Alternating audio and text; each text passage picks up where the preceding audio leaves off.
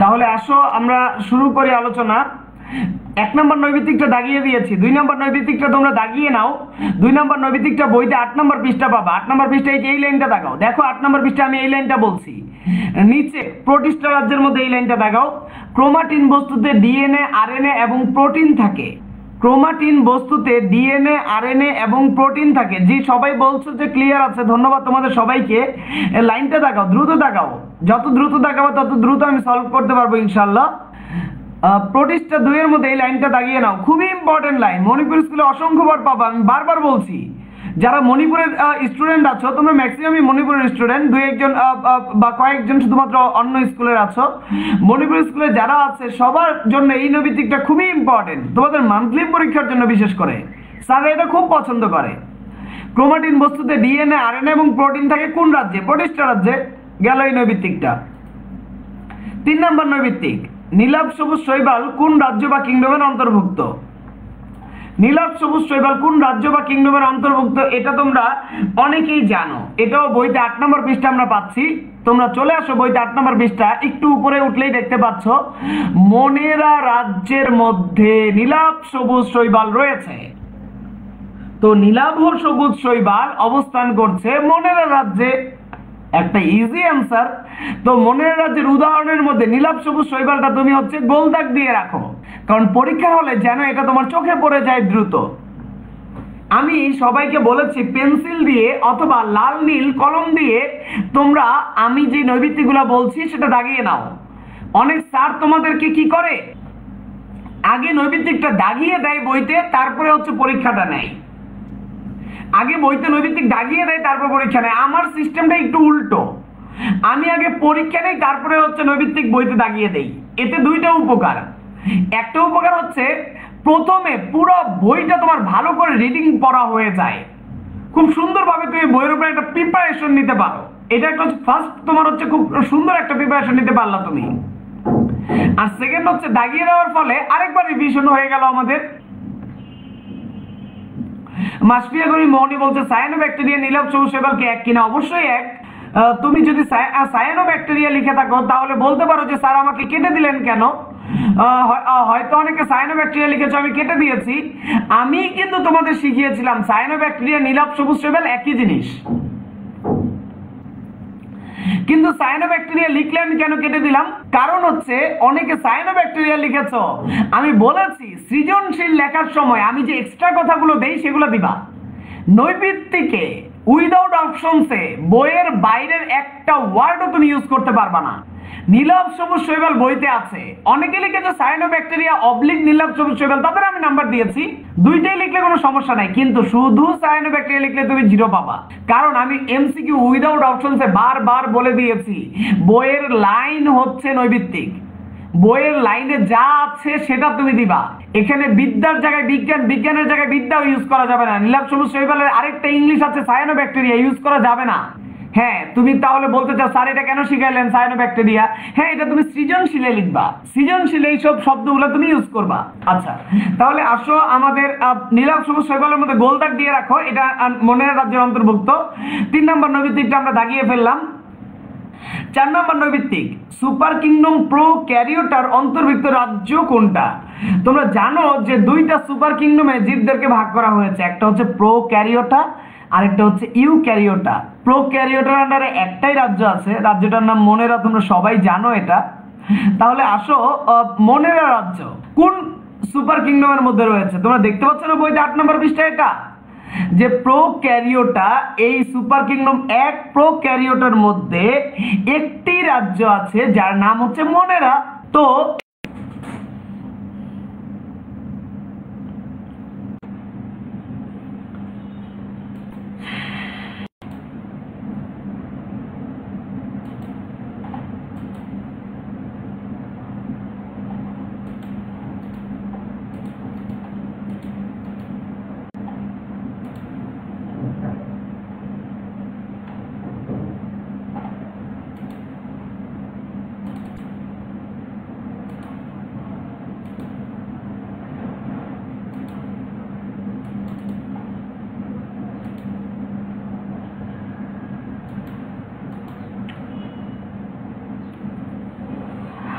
আচ্ছা, আজকে ওয়াইফাই লাইনটা খুবই ডিসকানেক্ট, মানে হচ্ছে বাফারিং করছে, এটা একটু সমস্যা হচ্ছে। তো দেখি ইনশাল্লাহ নেক্সট ক্লাস থেকে আমি ওদেরকে বলে কতটুকু ঠিক করতে পারি। তো আজকে একটু কষ্ট হচ্ছে ক্লাস করতে, আমারও ক্লাস নিতে কষ্ট হচ্ছে।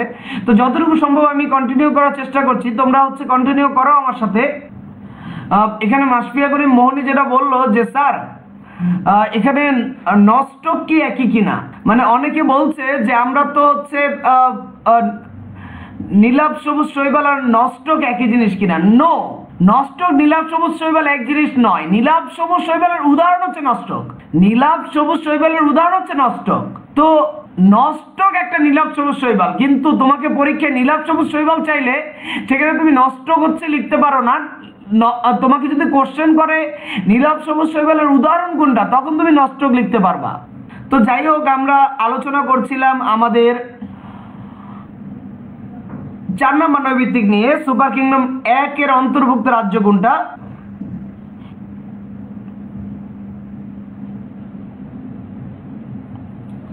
সুপার কিংডম 1 এর রাজ্য হচ্ছে মনেরা। নিশ্চয়ই তোমরা এটা দাগিয়ে নিয়েছো, সুপার কিংডম 1 এটা রাজ্য হচ্ছে মনেরা।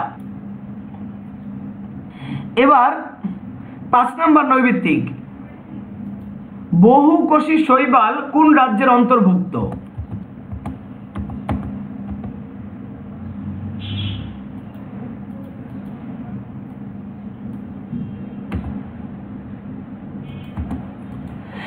প্রশ্ন হচ্ছে বহুকোষী শৈবাল কোন রাজ্যের অন্তর্ভুক্ত। তোমরা বইতে 8 এবং 9 পৃষ্ঠা এটা খুঁজে পাচ্ছ। যে যদি আমরা 9 নম্বর পৃষ্ঠা যাই তাহলে দেখতে পাচ্ছ যে বহুকোষী শৈবাল, এককোষী শৈবাল, বহুকোষী শৈবাল, অ্যামিবা, প্যারামিশিয়াম এরা সবাই প্রোটিস্টা রাজ্যের অন্তর্ভুক্ত। তো এই উদাহরণগুলো তুমি দাগিয়ে নাও। বহুকোষী শৈবালের মধ্যে হচ্ছে একটা গোল দাগ দিয়ে রাখো যে এটা আমি পরীক্ষায় দিয়েছিলাম, এবং হচ্ছে বহুকোষী শৈবালটা প্রোটিস্টা রাজ্যের অন্তর্ভুক্ত। তো বহুকোষী শৈবাল প্রোটিস্টা রাজ্যের অন্তর্ভুক্ত, আশা করছি তোমরা দাগিয়ে নিয়েছো বিষয়টা।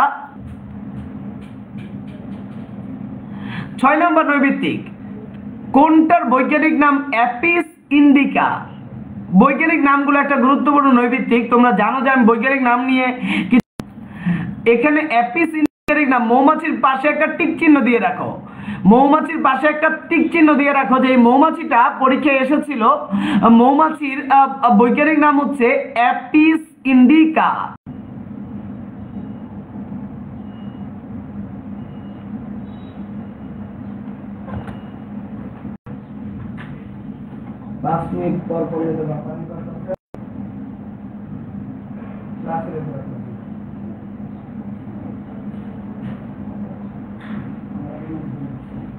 তাও তো আধা ঘন্টা পরে করে করলে এক কথা, ল্যাপটপে ক্লাস না হয়ে যেতেছে না। মোবাইলেও চলে না, মোবাইল দিয়ে হচ্ছে তো বাফারিং করলে মোবাইল হচ্ছে লোড লইতে পারে না, ল্যাপটপ স্টপ হয়ে যাবে, হ্যাং হয়ে যাবে।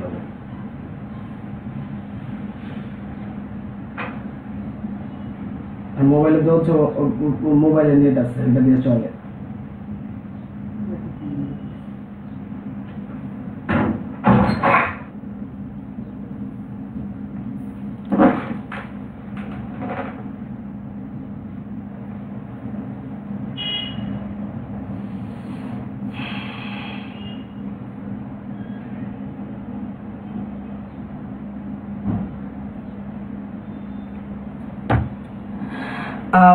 তো 6 নম্বর নৈবিত্তিকটা হলো বৈজ্ঞানিক নাম অ্যাপিস ইন্ডিকা, মৌমাছি, এটা দাগিয়েছি। সিংহের বৈজ্ঞানিক নাম কি? প্যান্থারা লিও। তো সিংহের বৈজ্ঞানিক নামটা হচ্ছে আমরা বই 13 পৃষ্ঠা পাবো। সিংহের বৈজ্ঞানিক নাম প্যান্থারা লিও। তোমরা দেখতে পাচ্ছ যে 13 পৃষ্ঠা যদি আমরা একটু উপরে চলে যাই তাহলে এই যে লেখা আছে সিংহের বৈজ্ঞানিক নাম প্যান্থারা লিও। এখানে অনেকেই যে ভুলটা করেছো, প্যান্থারা লিও LEO, এই জায়গায় তোমরা অনেকেই LIO লিখেছো। তো যারা LIO লিখেছো তাদেরটা হচ্ছে ভুল গিয়েছে, প্যান্থারা লিও লিখতে হবে LEO। তো বানানটা ঠিক করতে হবে। অনেকে বৈজ্ঞানিক নামের নিচে দাগ দাও নাই, যারা বৈজ্ঞানিক নামের নিচে দাগ দাও নাই তাদেরকে হচ্ছে নাম্বার দেওয়া হয়নি। এই বিষয়গুলো অবশ্যই সিরিয়াসলি নিতে হবে। তারপরে দেখো বায়োলজি শব্দটা কোন দুইটা শব্দের সমন্বয়ে গঠিত? এটা একদম প্রথম পৃষ্ঠায় আমরা পাই।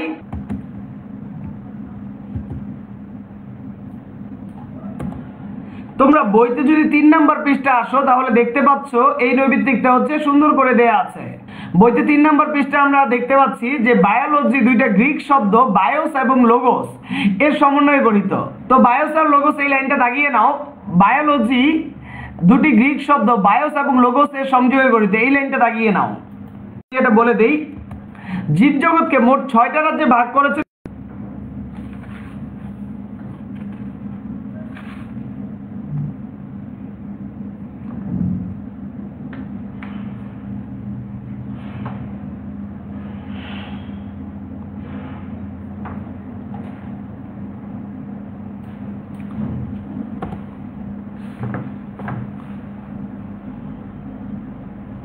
জীবজগৎকে মোট 6টা রাজ্যে ভাগ করেছে টমাস কেভালিয়ার স্মিথ।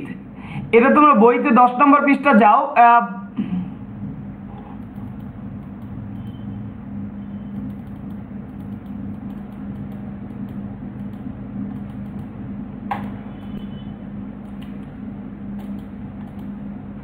দশ নম্বর পৃষ্ঠা এই লাইনটা তোমরা দাগিয়ে নাও যে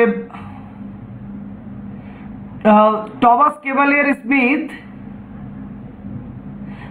জীবজগৎকে মোট 6টি রাজ্যে ভাগ করেন। জীবজগৎকে মোট 6টি রাজ্যে ভাগ করেন টমাস কেভালিয়ার স্মিথ, এই লাইনটা তোমরা দাগিয়ে নাও। খুবই ইম্পর্টেন্ট একটা নৈবিত্তিক এটা। আশা করছি 10 নম্বর পৃষ্ঠা এই নৈবিত্তিকটা তোমরা দাগিয়ে নিয়েছো।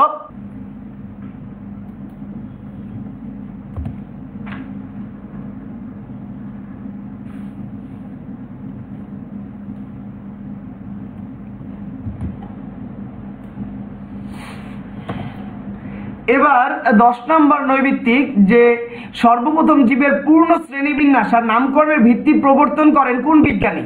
জীবের পূর্ণ শ্রেণীবিন্যাস আর নামকরণের ভিত্তি প্রবর্তন করেন কোন বিজ্ঞানী? এটা হচ্ছে 7 নম্বর পৃষ্ঠা আমরা পাচ্ছি।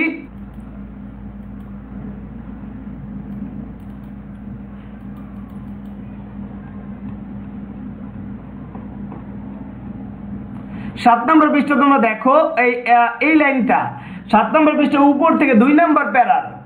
ক্যারোলাস লিনিয়াস জীবের পূর্ণ শ্রেণীবিন্যাসের নামকরণের ভিত্তি প্রবর্তন করেন। ক্যারোলাস লিনিয়াস একজন প্রকৃতি বিজ্ঞানী যিনি জীবের পূর্ণ শ্রেণীবিন্যাস এবং নামকরণের ভিত্তি প্রবর্তন করেন। এই লাইনটা তুমি দাগিয়ে নাও যে ক্যারোলাস লিনিয়াস প্রথম জীবের পূর্ণ শ্রেণীবিন্যাস আর নামকরণের ভিত্তি প্রবর্তন করেন। আশা করছি লাইনটা তোমরা দাগিয়ে নিয়েছো।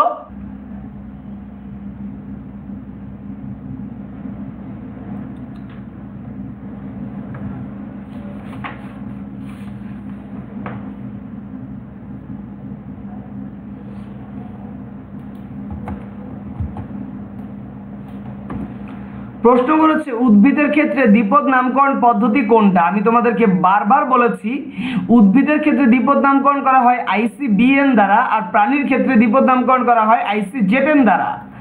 তোমরা চলে আসো 12 নম্বর পৃষ্ঠা। গুরুত্বপূর্ণ এই লাইনটা তোমরা দাগিয়ে নিবা। উদ্ভিদের নাম ICBN কর্তৃক এবং প্রাণীর নাম ICZN কর্তৃক স্বীকৃত নিয়ম অনুসারে করতে হয়। উদ্ভিদের নাম তোমরা দেখো এই লাইনটা তোমরা ফলো করো। 12 নম্বর পৃষ্ঠা উদ্ভিদের নাম ICBN কর্তৃক এবং প্রাণীর নাম ICZN কর্তৃক স্বীকৃত নিয়ম অনুসারে হতে হবে। আশা করছি এই লাইনটা তোমরা দাগিয়ে নিয়েছো।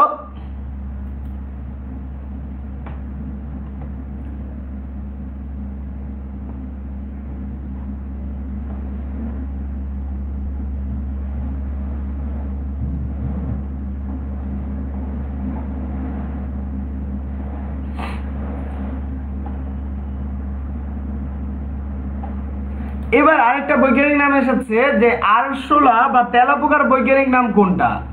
তোমরা সবাই জানো আরশোলা বা তেলাপোকার বৈজ্ঞানিক নাম হচ্ছে পেরিপ্ল্যানেটা আমেরিকানা। তো বানানটা ঠিক করে নিচে দাগ দিয়ে পরীক্ষাটা দিতে হবে। যদি পরীক্ষায় হচ্ছে তুমি নিচে দাগ না দাও তাহলে নাম্বার কমে যাবে বা নাম্বার পাবা না, একদম 0 সাথে সাথে।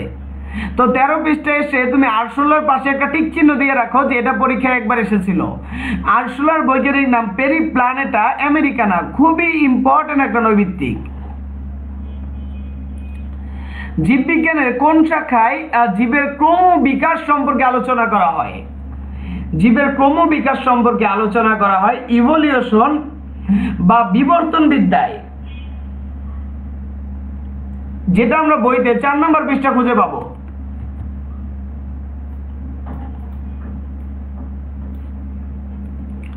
তোমরা সবাই বইতে 4 নম্বর পৃষ্ঠা আসো এবং আমি নৈবিত্তিকটা দেখিয়ে দিচ্ছি।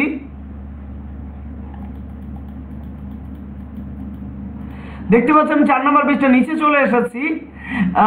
এখানে এইচ ইভলিউশন বা বিবর্তন বিদ্যা, দেখো এখানে প্রথম লাইনটাই হচ্ছে পৃথিবীতে প্রাণের বিকাশ আলোচনা করা হয় ইভলিউশন বা বিবর্তন বিদ্যায়। তো প্রাণের বিকাশের নিচে আন্ডারলাইন করে রাখো যে প্রাণের বিকাশ, এই অংশটা খুবই ইম্পর্টেন্ট। প্রাণের বিকাশ নিয়ে আলোচনা করে ইভলিউশন বা বিবর্তন বিদ্যা।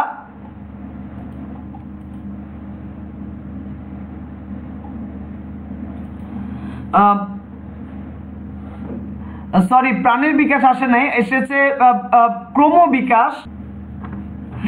এখানে নৈবিত্তিকে আমরা বলেছিলাম হচ্ছে জীবের ক্রম বিকাশ সম্পর্কে আলোচনা করা হয় কোন শাখায়? তো ক্রম বিকাশ আর হচ্ছে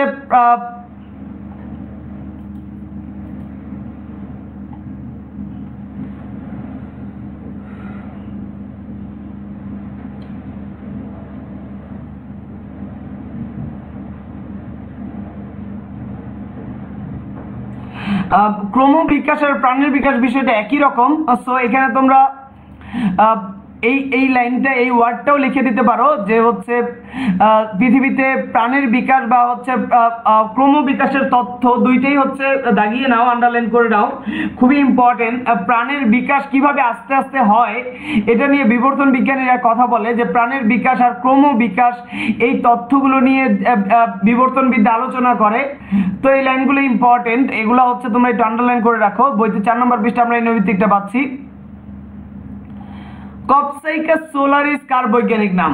আরেকটা সুন্দর নৈবিত্তিক, জাতীয় পাখি দোয়েলের বৈজ্ঞানিক নাম হচ্ছে কপসাইকাস সোলারিস, যেটা আমরা বইতে পাচ্ছি 13 নম্বর পৃষ্ঠা। তোমরা 13 নম্বর পৃষ্ঠা এই কপসাইকাস সোলারিসের পাশে হচ্ছে একটা টিক চিহ্ন দিয়ে রাখো।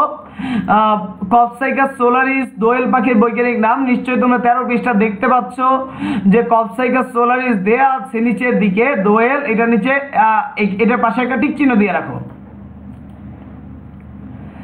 তারপরে 15 নম্বর নৈবিত্তিক, শ্রেণীবিন্যাসের পঞ্চম ধাপ কোনটা? খুবই সুন্দর একটা নৈবিত্তিক, শ্রেণীবিন্যাসের পঞ্চম ধাপ কোনটা? এখানে অনেকেই উল্টাপাল্টা লিখেছ, তোমরা মনে হয় ক্লাস 8এও ভালো করে পড়োনি।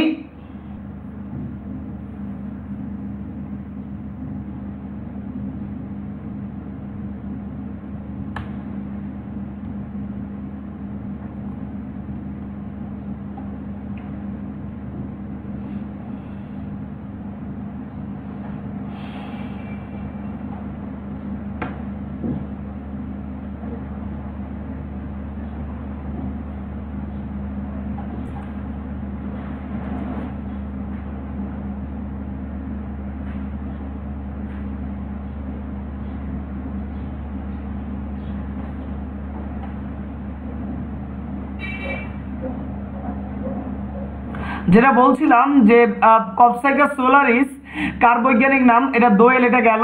শ্রেণীবিন্যাসের পঞ্চম ধাপ কোনটা? এটা আমরা বইতে পাবো 10 নম্বর পৃষ্ঠা। 10 নম্বর পৃষ্ঠা তুমি দেখতে পাচ্ছ শ্রেণীবিন্যাসের ধাপগুলো সব দেয়া আছে একসাথে।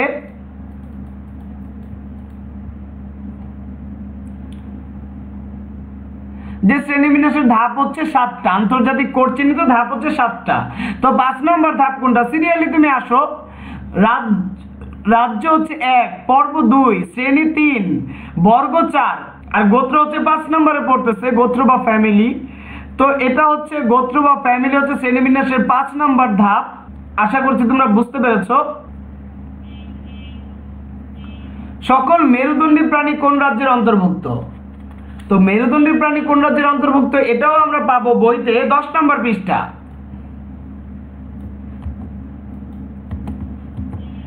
বইতে 10 নম্বর পৃষ্ঠা যদি তোমরা যাও দেখতে পাচ্ছ যে অ্যানিমেলিয়া রাজ্যের মধ্যে উদাহরণ হচ্ছে সকল অমেরুদণ্ডী এবং মেরুদণ্ডী।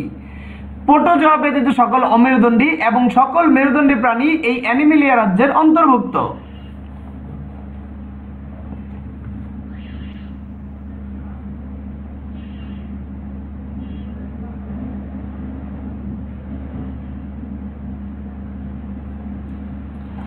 তাহলে তোমরা এই লাইনটা দাগিয়ে দাও। অ্যানিমেলিয়া সকল মেরুদণ্ডী প্রাণী নিয়ে আলোচনা করে।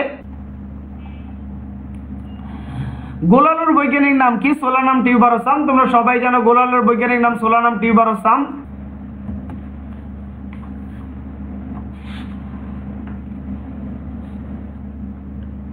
যেটা আমরা বইতে 12 পৃষ্ঠা খুঁজে পাবো। তোমরা বইতে 12 পৃষ্ঠা চলে যাও সবাই।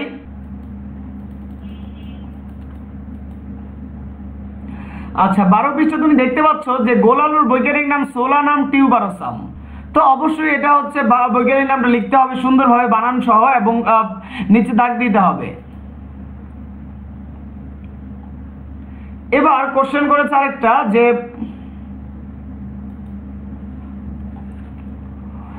মার্গুলিস সমস্ত জীবজগৎকে কয়টা সুপার কিংডমে ভাগ করেছিলেন? তুমি তো জানো যে মার্গুলিস সমগ্র জীবজগৎকে 2টা সুপার কিংডম প্রোক্যারিওটা আর ইউক্যারিওটায় ভাগ করেছিল। এটা আমরা বইতে 8 নম্বর পৃষ্ঠায় এই নৈবিত্তিকের অ্যান্সারটা খুঁজে পাবো। তোমরা যদি বইতে 8 নম্বর পৃষ্ঠা চলে আসো,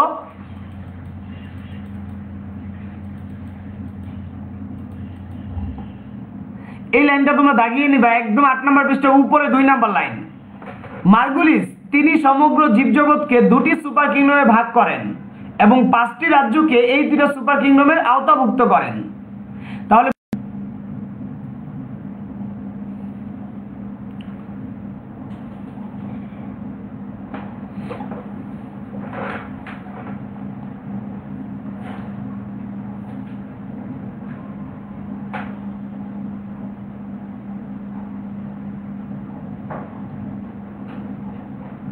তো মার্গুলিস সমগ্র জীবজগৎকে 2টি সুপার কিংডমে ভাগ করেন। 8 নম্বর পৃষ্ঠায় এই লাইনটা তোমরা দাগিয়ে নাও।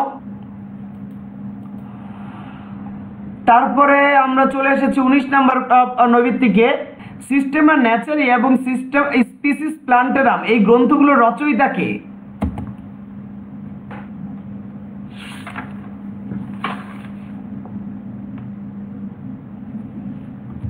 এটা আমরা বইতে 12 নম্বর পৃষ্ঠা খুঁজে পাবো ইনশাআল্লাহ।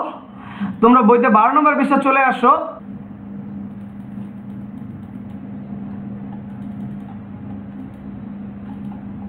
12 নম্বর পৃষ্ঠা দেখো, এখানে লেখা আছে যে সোলানাম টিউবারোসাম এখানে লেখা আছে স্পিসিস প্লান্টেরাম।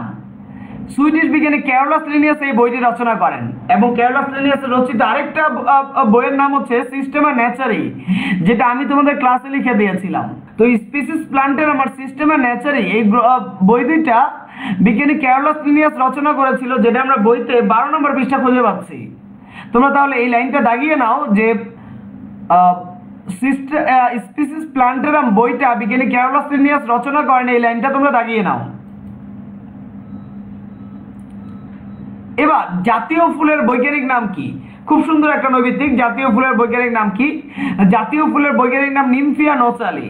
এবং আমি অনেককেই দেখেছি এই নিমফিয়া নোচালিটা বানান ভুল করেছো। তোমরা এখানে দাগিয়ে নাও। এই নিমফিয়া নোচালিটা হচ্ছে এই যে দেখতে পাচ্ছি আমি এখানে আছে শাপলা, জাতীয় ফুল শাপলার বৈজ্ঞানিক নাম নিমফিয়া নোচালি, পাশে টিক চিহ্ন দিয়ে রাখো, যেটা ইম্পর্টেন্ট। তোমাদেরকে আমি দেখেছি তোমরা নিমফিয়া নোচালি লিখেছো, নিমফিয়া বানানটা ভুল করেছো। অনেকেই NOMPHEA লিখেছো, মাঝখানে AEA, শেষে হচ্ছে AEA। তো এটা যদি ঠিকভাবে না বুঝো তাহলে কিন্তু তুমি নাম্বার পাবা না। তো নিমফিয়া নোচালি এই বানানটা হচ্ছে তোমার ঠিক করতে হবে।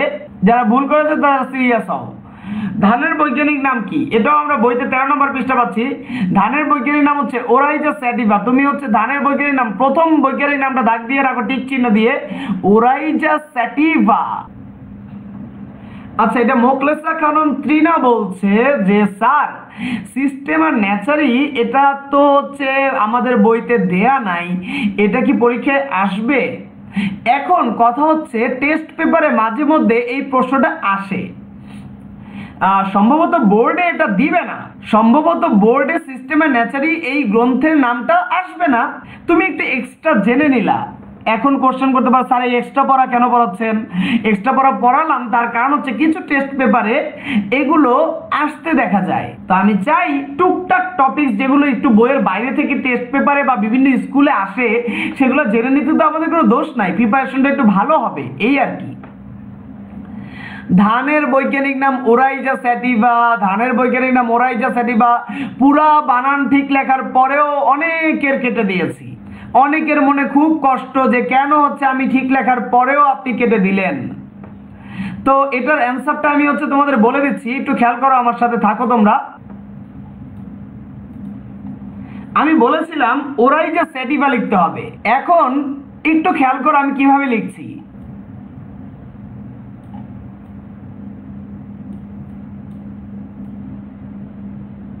ওরাইজা লেখা হলো, অনেকের স্যাটিভার এসটা বড়।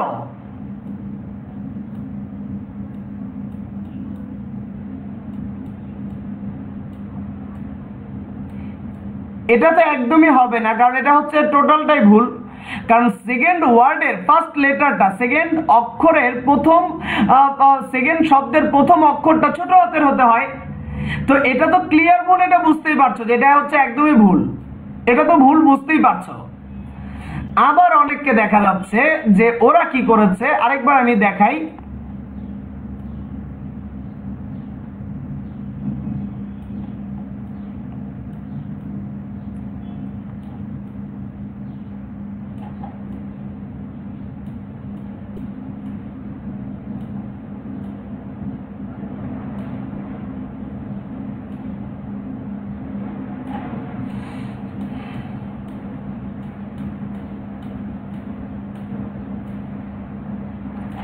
এটা তো ঠিক হয়েছে, এস ছোট লিখেছে না, এটা তো ঠিক হয়েছে, কিন্তু এটাও কাটলাম কেন?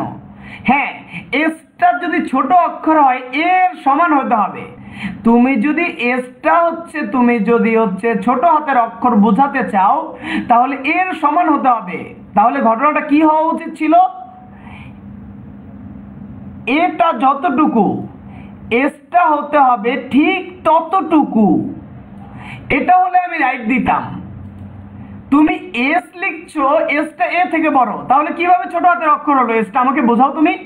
তোমার এসটা যদি একটু বড় হয় তাহলে এটাকে কিভাবে তুমি ছোট হাতের এস বলছো? আমাকে বোঝাও তুমি। এর থেকে বড় হবে কেন এসটা? আমি তোমাকে মনে হয় বোঝাতে পারছি না। এসটা এ থেকে কেন বড় হলো, এটা হচ্ছে মেইন কথা। যারা ভুল করেছো তারা মন খারাপ করবা না, এই বিষয়গুলো আমি ক্লিয়ার করার চেষ্টা করছি বারবার। আরেকটা বিষয়, আরো ভুল যারা করেছো, যত টাইপের ভুল করেছো আমি সবগুলোই দেখিয়ে দিব এখন ইনশাল্লাহ।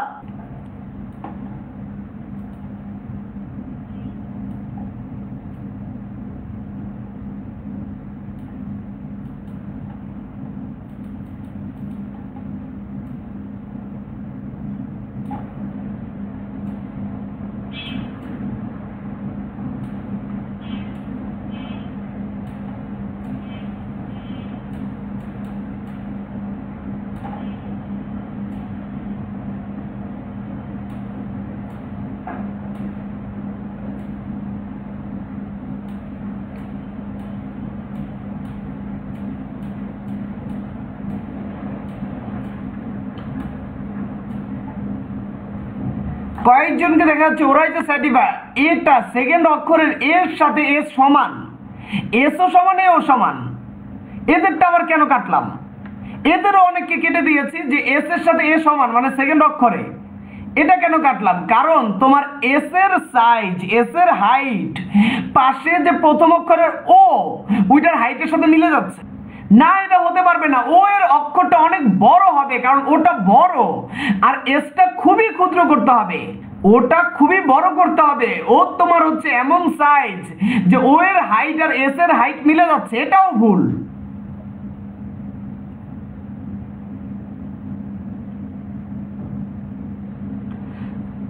মাসফিয়া করিম মোহনী বলছে যে স্যার বৈজ্ঞানিক নাম লেখার সময় কি বাঁকা করে লিখতে হবে কিনা? বাঁকা করে লিখতে হবে না, নিচে আন্ডারলাইন করতে হবে, এটা বাধ্যতামূলক। আন্ডারলাইন করতে হবে, বাঁকা করার কোনো প্রয়োজন নাই। বরং বাঁকা করলে তুমি পরীক্ষায় নাম্বার কাটাও দিতে পারে স্যার। তো বাঁকা করার কোনো প্রয়োজন নাই, তোমাকে হচ্ছে অবশ্যই সোজা করে লিখতে হবে। এবং নিচে আন্ডারলাইন করতে হবে সবগুলোর নিচে।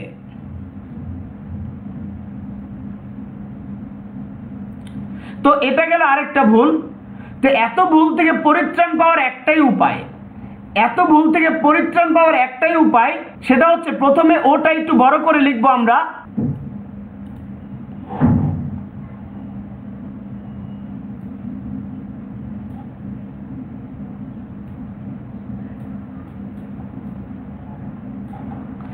আর এসটা হচ্ছে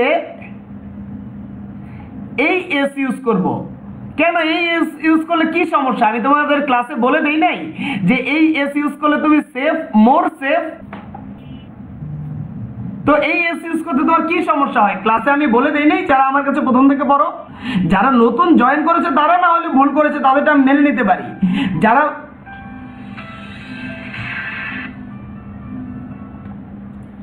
যারা আমার কাছে প্রথম থেকে পড়ো তারাও এই ভুল করেছো। তোমরা আমাকে বলতেছো এই যে যারা হচ্ছে ফার্স্ট উদাহরণ দিয়েছো যে ওরাই যে সার্টিফাই এস রিয়েলি বড় লিখেছো, ওরা তো 0 পেয়েছো এবং ওরা বুঝতে পেরেছো যে কি ভুল করেছো।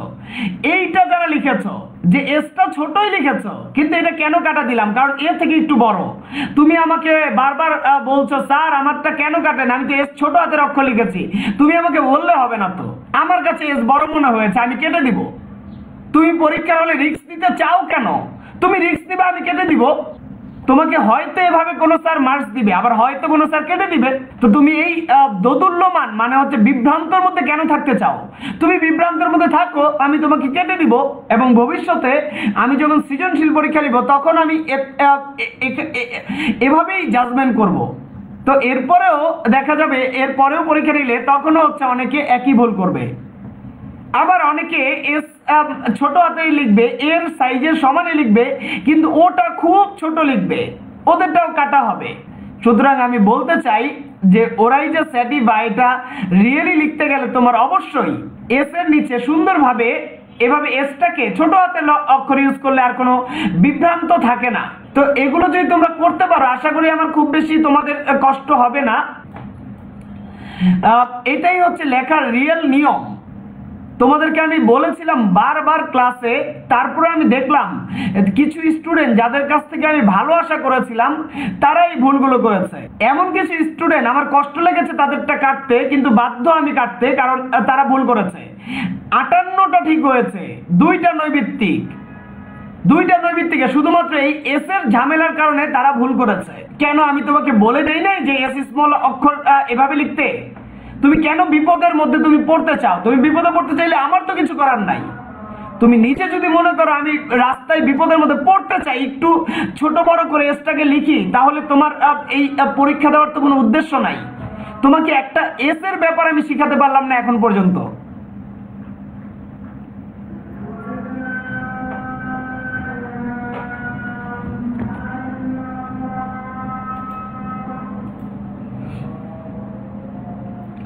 আশা করছি ওরাইজার সার্টিফাইড যে প্রবলেমটা এটা তোমাদের ক্লিয়ার হয়েছে।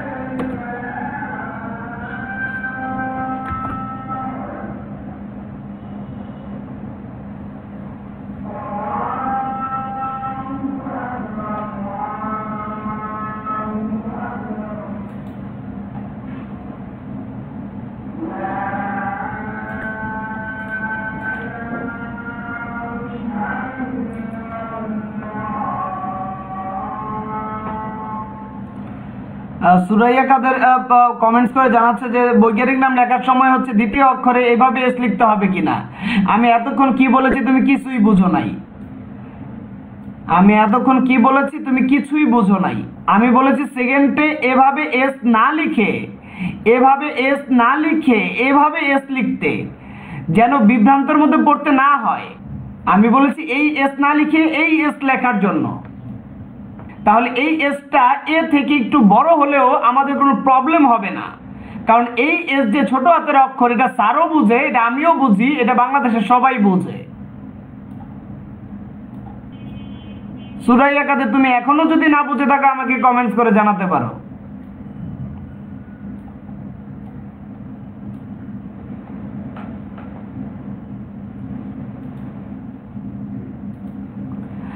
তারপরে 22 নম্বর নৈর্ভিত্তিক পাঠের সুবিধার জন্য জীববিজ্ঞানকে কয়টা শাখায় ভাগ করে আলোচনা করা হয়? শাখা দুইটা কি কি? ম্যাক্সিমাম স্টুডেন্টরা ভুল করেছো, লিখছো দুই ভাগে আলোচনা করা হয়, ভৌত জীববিজ্ঞান আর হচ্ছে ফলিত জীববিজ্ঞান। বইটা একটু পড়ো নাই তোমরা যারা এটা লিখেছো, এবং অনেককে আমি দেখেছি গণহারে এই ভুলটা করেছো।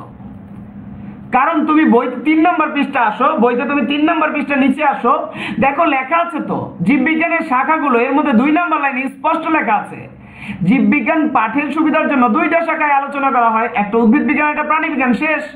এটা স্পষ্ট লাইন। এখানে হচ্ছে বিভ্রান্ত হওয়ার কি আছে? আমি বুঝি না তো এখানে বিভ্রান্ত হওয়ার কি আছে। পাঠের সুবিধার জন্য জীববিজ্ঞানকে 2টা শাখায় ভাগ করে আলোচনা করা হয়, একটা উদ্ভিদ বিজ্ঞান একটা প্রাণী বিজ্ঞান। শেষ। আমি বুঝি না তাও কেন তোমরা বারবার একই ভুল করে যাচ্ছ। লাইনটা দাগিয়ে নাও। 3 নম্বর পৃষ্ঠা, পাঠের সুবিধার জন্য জীববিজ্ঞানকে 2টা শাখায় ভাগ করা হয়, উদ্ভিদ বিজ্ঞান প্রাণী বিজ্ঞান।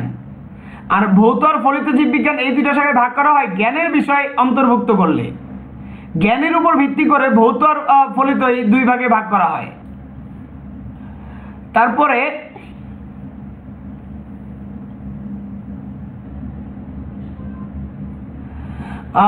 নৈর্ভিত্তিক হচ্ছে 23 নম্বরটা, যে আইসিবিএন এর পূর্ণ নাম কি?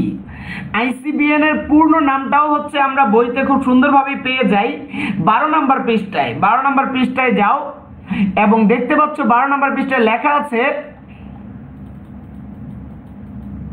আইসিবিএন মানে international code of botanical nomenclature. অনেকের নোমেনক্লেচার বানানে ভুল হয়েছে, সেগুলো কেটে দিয়েছি, তারা সিরিয়াস হয়ে যাবা। International code of botanical nomenclature. এবং যে পরীক্ষাটা আমি সলভ করে দিয়েছি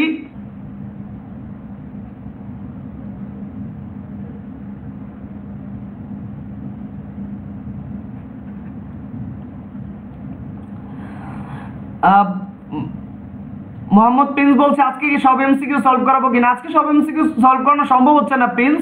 আমি হচ্ছে আজকে 25 নাম্বার পর্যন্ত সলভ করালাম, আগামী ক্লাসে ইনশাআল্লাহ বাকিটা সলভ করাবো। আচ্ছা, জীববিজ্ঞানের কোন শাখায়, আচ্ছা আইসিবিএন এর পূর্ণরূপ গেল 12 নম্বর পৃষ্ঠা। জীববিজ্ঞানের কোন শাখায় টিস্যুর গঠন বিন্যাস কাজ নিয়ে আলোচনা করা হয়? এটা 4 নম্বর পৃষ্ঠায় পাচ্ছ তুমি। 4 নম্বর পৃষ্ঠায় এই লাইনটা তুমি দাগিয়ে নাও।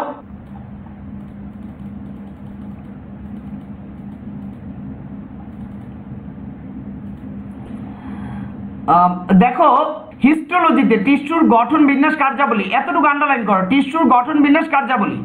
তো হিস্টোলজিতে আলোচনা করে টিস্যুর গঠন বিন্যাস কার্যাবলী। আমি তোমাদের ক্লাসে বলে দেই নাই যে হিস্টোলজির বাংলা অর্থ টিস্যুবিদ্যা? আমি তো তোমাকে বলে দিয়েছি টিস্যুবিদ্যা। তো অনেকে কি করেছে, এখানে লিখেছে কোন শাখায় টিস্যুর গঠন বিন্যাস কার্যাবলী আলোচনা করা হয়, তারা লিখেছে টিস্যুবিদ্যা। অ্যান্সার কিন্তু ঠিক হয়েছে, কিন্তু আমি 0 দিয়েছি, আমি কেটে দিয়েছি। কেন কেটে দিয়েছি? কারণ আমি তোমাকে পরীক্ষার আগে কিন্তু বারবার ওয়ার্নিং করেছি বইয়ের লাইনগুলো হবে নৈর্ভিত্তিক, বইয়ের লাইনগুলো হবে নৈর্ভিত্তিক। তোমার প্রশ্ন আমি আগেই ফাঁস করে দিয়েছি। আমি বলি নাই তোমাকে কোনো গাইড পড়তে হবে, আমি বলি নাই কোনো টেস্ট পেপার পড়তে হবে, আমি বলি নাই কোনো কঠিন কঠিন প্রশ্ন দিব। আমি বলেছি জাস্ট বইয়ের লাইন পড়লেই হয়ে যাবে। তাহলে এই বইয়ের লাইনটাও তোমরা পড়ো নাই। আমি জানি হিস্টোলজির বাংলা অর্থ টিস্যুবিদ্যা এবং আমি তোমাকে এটা লিখে দিয়েছিলাম, কিন্তু আমি বলেছি এগুলা সৃজনশীলের সময় তুমি বাংলা অর্থগুলো ইউজ করবা। কিন্তু এমসিকিউ উইদাউট অপশনস আমি যখন নিব তখন বইয়ের বাইরে কোনো ওয়ার্ড তুমি লিখতে পারবা না। তো টিস্যুর গঠন বিন্যাস কার্যাবলী আলোচনা করা হয় হিস্টোলজি বা টিস্যুবিদ্যাতে। আশা করি তুমি এই বিষয়টা ক্লিয়ার বুঝতে পেরেছো। এই লাইনটা দাগিয়ে নাও। জীববিজ্ঞানের কোন শাখায় কীটপতঙ্গ নিয়ে আলোচনা করা হয়? এটা তো তুমি বইতে 5 নম্বর পৃষ্ঠা খুঁজে পাও। দেখো 5 নম্বর পৃষ্ঠা লেখা আছে কীটতত্ত্ব বা এন্টোমোলজি। কীটতত্ত্ব বা এন্টোমোলজি, এখানে কীটপতঙ্গ নিয়ে আলোচনা করা হয়। তো এটাই হচ্ছে কথা, আমাদের যে নৈবিত্তিকটা এখানে আছে কীটপতঙ্গ নিয়ে আলোচনা করা হয়। কই কীটপতঙ্গ নিচে আন্ডারলাইন করো, কীটতত্ত্ব বা এন্টোমোলজিতে এটা নিয়ে আলোচনা করা হয়। 25 নম্বর পর্যন্ত নৈবিত্তিক আলোচনা করেছি। আসলে আজকে আরো বেশি আলোচনা করার ইচ্ছা ছিল, বারবার হচ্ছে লাইভ ভিডিও ইন্টারাপ্টেড হচ্ছিল, বারবার ভিডিওটা পজ হয়ে যাচ্ছিল, স্টপ হয়ে যাচ্ছিল নেটের প্রবলেমের কারণে। তাই আমার দেখা গিয়েছে বারবার আলোচনায় থামতে হয়েছে, তাই আলোচনাটা বেশি করতে পারলাম না। ইনশাআল্লাহ আগামী ক্লাসে আলোচনা আর একটু বাড়িয়ে করব। তোমরা কি আমাকে একটু দয়া করে কমেন্টস করে জানাবা যে তোমাদের আগামী ক্লাসে স্কুল আছে কিনা? তোমরা যারা লাইভে আছো তোমরা আমাকে একটু জানাও দয়া করে যে আগামী ক্লাসে তোমাদের স্কুল আছে কিনা, মেয়েদের অথবা ছেলেদের স্কুল আছে কিনা। স্কুল থাকলে আমি 12টায় ক্লাস শুরু করবো, আর স্কুল না থাকলে আমি আগে ক্লাসে জয়েন করতে চাই।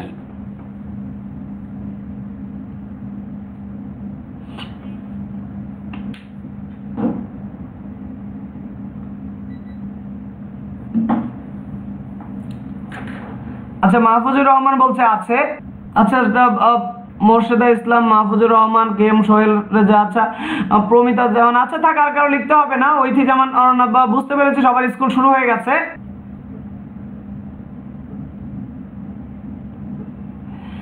তাহলে আমি আর কিছু করতে পারছি না। আমি যদি স্কুল না থাকতো তাহলে হয়তো বা 11টা থেকে আমি ক্লাসটা শুরু করে বা 11:30 থেকে ক্লাসটা শুরু করে এমসিকিউটা সলভ করে শেষ করে ফেলতাম। যেহেতু তোমাদের স্কুল আছে তাই হচ্ছে আমি আগে শুরু করতে পারছি না। আগে শুরু করতে পারলে দেখা যেত যে অনেক উপকার হতো আমাদের, তাহলে আমরা সব শেষ করে ফেলতে পারতাম একদিনে।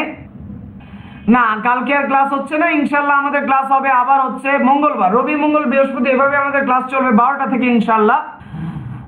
তো আমাদের আলোচনা আজকে 25 নম্বর নৈবিত্তিক পর্যন্ত আলোচনা করলাম। ইনশাআল্লাহ আগামী দিন আবার 12টায়।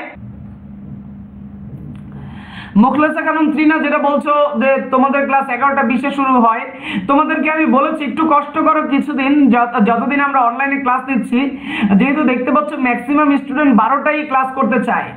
আসলে আমার পক্ষে তো 2-3 বার লাইভে আসাটা খুব ডিফিকাল্ট, জানোই অনলাইন ক্লাসে অনেক কষ্ট করে লাইভে আসতে হয়, তার মধ্যে নেট প্রবলেম থাকে, তার মধ্যে হচ্ছে অনেক অ্যারেঞ্জমেন্ট করে ক্লাসে আসতে হয়। তোমরা ভিডিওগুলোর রেকর্ড দেখো এবং রেকর্ড ভিডিও দেখার পরে কোনো কোশ্চেন থাকলে কমেন্টসে জানাও, আমি অবশ্যই সেটা রিপ্লাই করবো ইনশাল্লাহ। তো আগামী ক্লাসে আবার দেখা হচ্ছে আমাদের ইনশাল্লাহ। 26 নম্বর নৈবিত্তিক থেকে সলভ ক্লাস শুরু করব এবং বইগুলা দাগিয়ে কমপ্লিট করে আবার আমরা রেগুলার দ্বিতীয় অধ্যায়ে যেতে পারবো ইনশাল্লাহ।